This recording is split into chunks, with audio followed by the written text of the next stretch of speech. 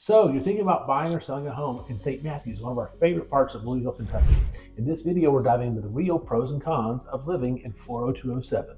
That's right. From its charming Cape Cods and proximity to restaurants and shopping to the things you might not like so much. We're going to tell you everything you need to know to make an informed decision. Stick around, we'll tell you everything you need to feel confident about your decision. Hey there, my name is Zach Fry. If you're thinking about making a move to or within Louisville, Kentucky, subscribe and tap the bell below for the latest local insider tips on what it's really like to live here. And hey everyone, I'm Beth Geiser.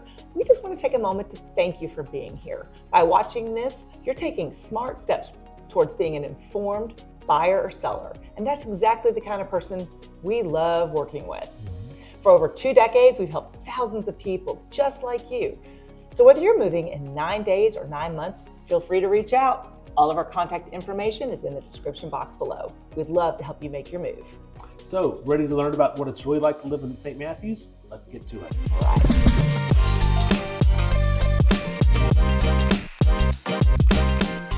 All right, for starters, everyone, homes in St. Matthews range significantly in size and price, They right? do. So as of the time of filming of this video, St. Matthews is about 8.5% lower than the national median sales price. St. Matthews is also about 38.9% lower than the national average. However, when compared just to other homes in Louisville, the house in St. Matthews is about 19.4% over the median sales price and about 9.3% over the average.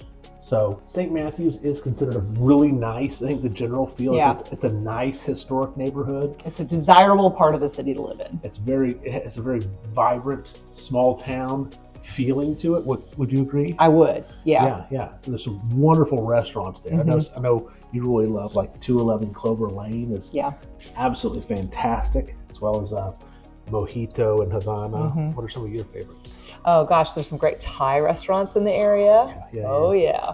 Well, I think part of why St. Matthews is desirable is it's the convergence of several major thoroughfares, right? It is, yeah. So you have Shelbyville Road, Frankfort Avenue, and then you have Breckenridge Lane, Browns Lane, as well as Wallace Avenue and Chenoweth.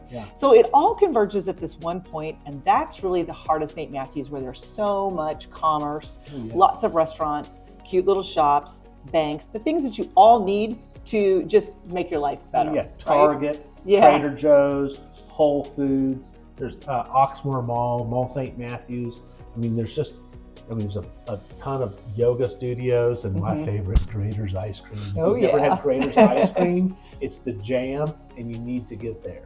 All right, as far as like the most common, now obviously there's gonna be a wide range of different styles and types of homes in St. Matthews, but like, what is there the most of? And I think a lot of Louisvillians would agree. It's a lot of like World War II, Cape Cods, bungalows, story and a half. You know, most of them have basements, but not all of them. Right.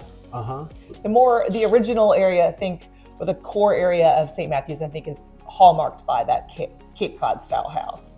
Some a little bit earlier in that 1920s arts and crafts bungalow, and then quite a bit more of like that mid-century, like 1950s and 60s ranches. Brick ranches. By and large, the majority of the homes in St. Matthews are newer than, say, Highlands, Germantown, and Butchertown. And that's because the city was expanding. Now, they were expanding out east, so they are going to be newer. Absolutely. There's more like late 1800s, early 1900s in those other neighborhoods.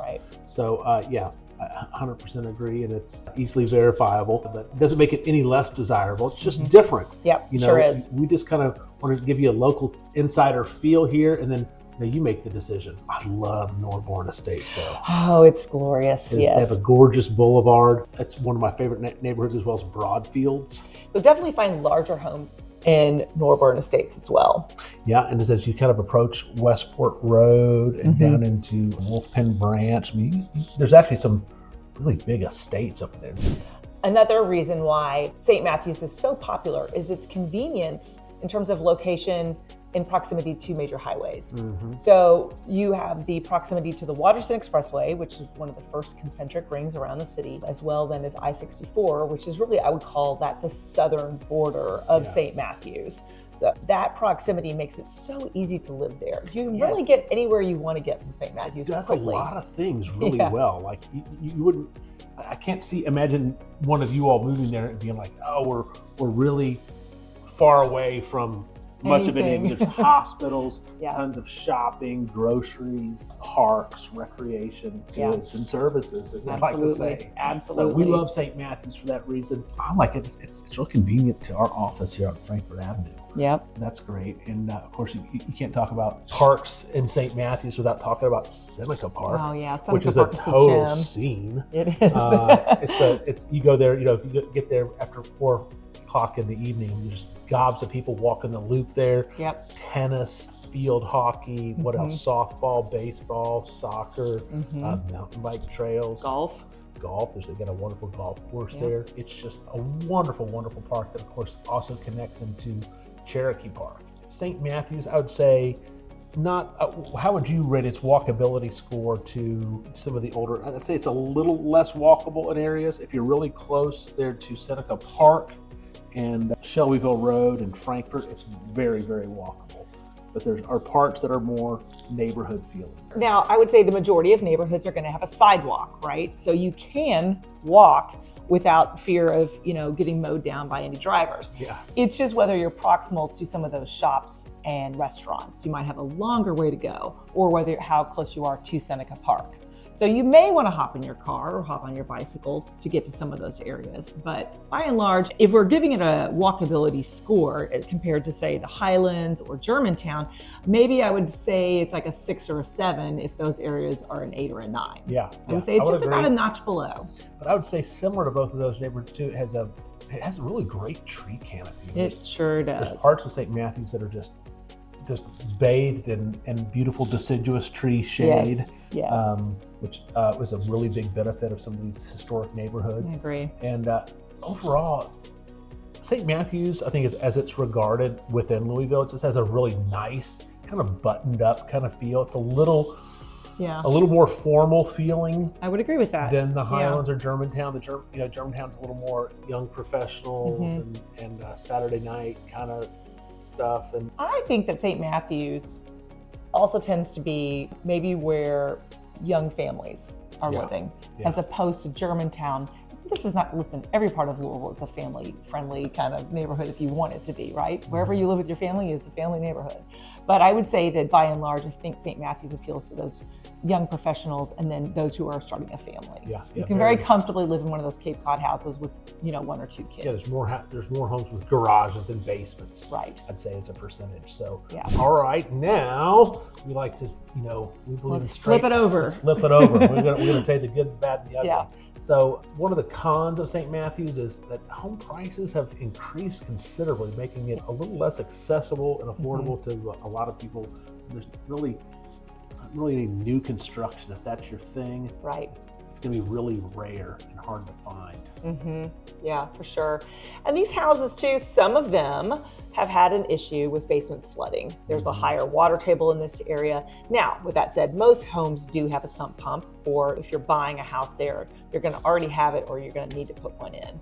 So you can navigate it. Yeah, I would say it doesn't seem like a big problem that we see where we've put this home sale together or something that it falls apart because of a leaky basement or anything. But in general, that can be a concern. Yeah. So some of these older homes too, homes built in the 30s through the 60s, they can have smaller bedrooms and closets. People had just different tastes and preferences back then. There was a different kind of definition of what felt luxurious. Now, occasionally you will still come across a home from that period that has been gutted and blown out. Somebody's taken out a wall and opened up the floor plan. So it's not impossible to find, but in general, I think you have to adjust your expectations if you're somebody who's been accustomed to living in a much newer build. But now you think to yourself, oh, we'd like to have some of that older charm.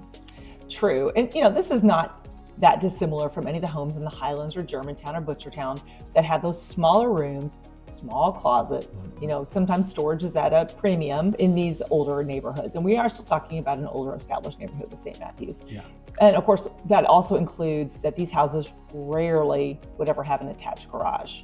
So if they have a garage at all. Not impossible.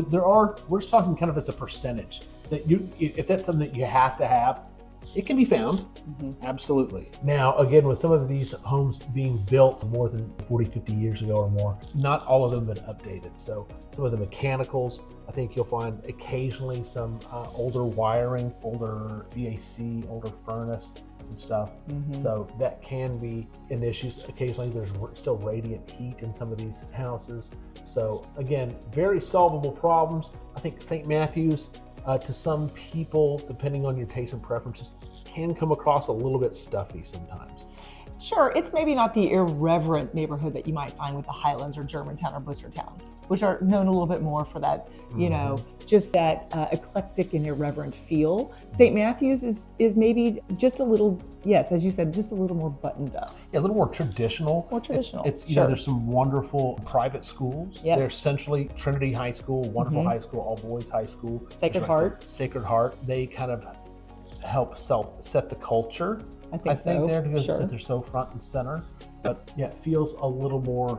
It could come across as stuffy, but it could also come across as more professional to some. So that's just been, I think, kind of the local feel on the street, but you can make that decision for yourself. That's right. In some of these houses, you know, that are built in the 30s through the 60s and so on, they have a little less character. They do. Than the old Victorians. They reflect that economy of the time when they were born. Yeah, World War II. When they were built. Yeah, you know, they were building houses that really were serving a purpose of shelter, but not necessarily reflecting any kind of extravagance. Now, with the exception, there are those neighborhoods that we talked about before, like Norburn Estates or maybe Broadfields, that might have a little more panache to them.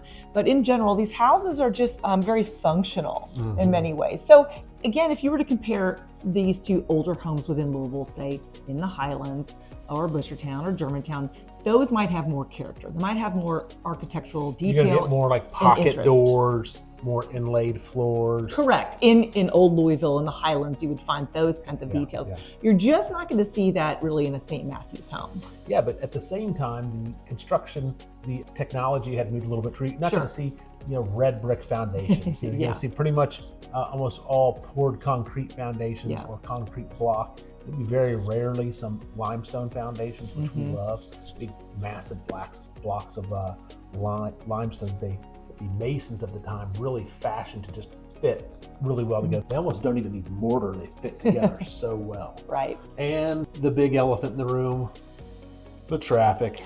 Yeah, that's true. There's a lot there. There sure is. A lot of people go there. We talked about it's the convergence of several major thoroughfares. And so with that comes all that traffic that's really kind of funneling into a narrower space. Yeah. You know, it all meeting kind of at really, like, there's one primary intersection there that's probably four or five different streets that are coming together. So it can be congested. Now we're talking about congestion over really a very small distance overall, but it's still a lot of cars in that area. And that's because there's just a density in terms of the shops and restaurants and bars and, you know, different places that people like to spend time and this money. is going to be relative and on a sliding scale to whoever you're used to. If you're moving here from a smaller rural area, you might think, oh, this traffic is insane. But if you're coming here from Chicago or Atlanta or Nashville, it's going to seem like quaint and quiet. Seem a lot less traffic. So you'll be delightfully surprised. I think so. All right. So is there anything you think we missed?